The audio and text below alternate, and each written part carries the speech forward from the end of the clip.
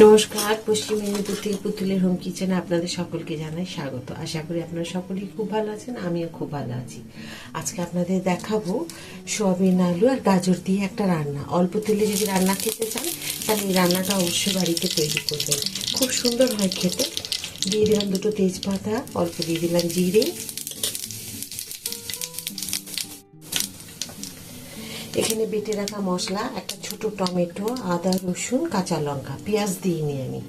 পেঁয়াজ দিলে আপনারা দিতে পারেন, কিন্তু আমি এটা দিইনি, একদম লাইটভাবে রান্না করব।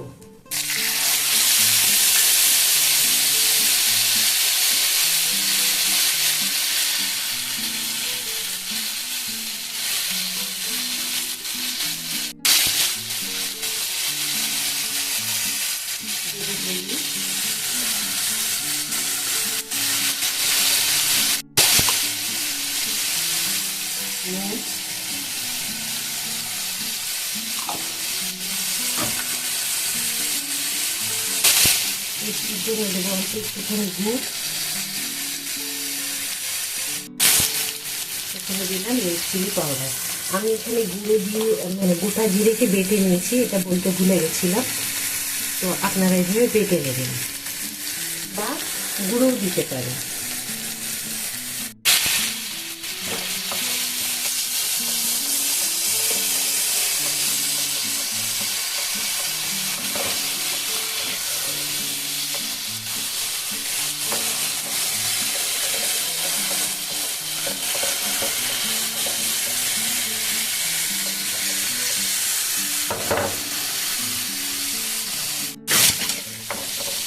কষানো হয়ে গেছে।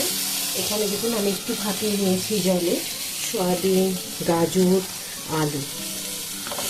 এই জন্যই বললাম, যারা কম তেলে কম মশলা খেতে চান তারা কিন্তু এই রান্নাটা অবশ্যই খেয়ে দেখতে পারেন। এটা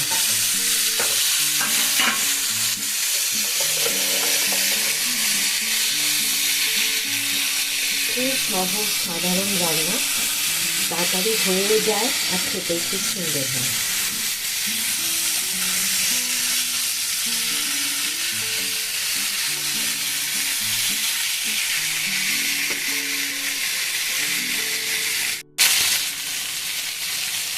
দু একটা আলুতে এভাবে ম্যাশ করে দিতে পারেন, একটুখানি এভাবে মেখে, তাতে গ্রেভিটা খুব ঘন হবে, ভালো লাগবে। সেই কারণে বললাম, চাইলে করতে পারেন, না করলেও হবে। তো দেখুন দেখতে কি সুন্দর হয়েছে, এখানে যেন মনে হচ্ছে ধরে খেয়ে প্লেটে করে নিন। তো এরকমই সুন্দর হবে। তো আমি এখানে দিয়ে দেবো উষ্ণ গরম জল বা ফুটন্ত গরম জল, যেটা আপনারা ভালো বুঝবেন সেটাই দিতে পারেন।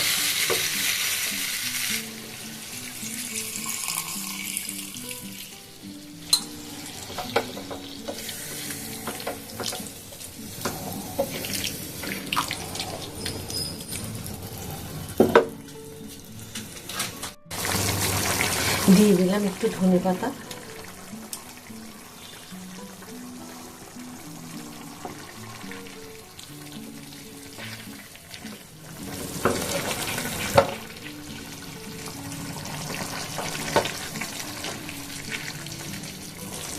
এই রান্নাটা আপনার ভাতে বা রুটিতে দুটোতেই খেতে পারবেন। ভাত, রুটি, পরোটা খুব ভালো লাগবে খেতে।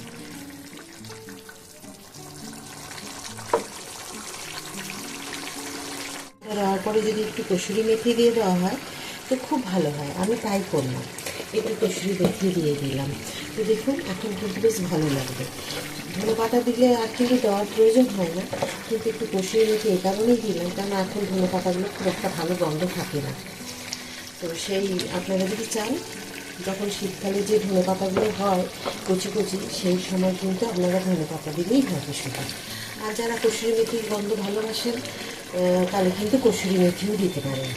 তো দেখুন আমার রান্নাটা পুরো কমপ্লিট, খুব সুন্দর হয়ে গেছে।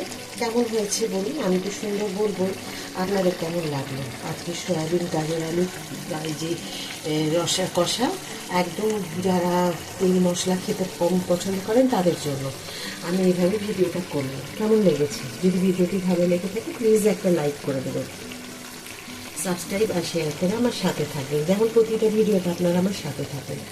আবার একটা নতুন ভিডিওতে নতুন রান্না নিয়ে আপনাদের সকলের কাছে নিতে আসবো। সবাই খুব ভালো থাকুন, সুস্থ থাকুন। নমস্কার।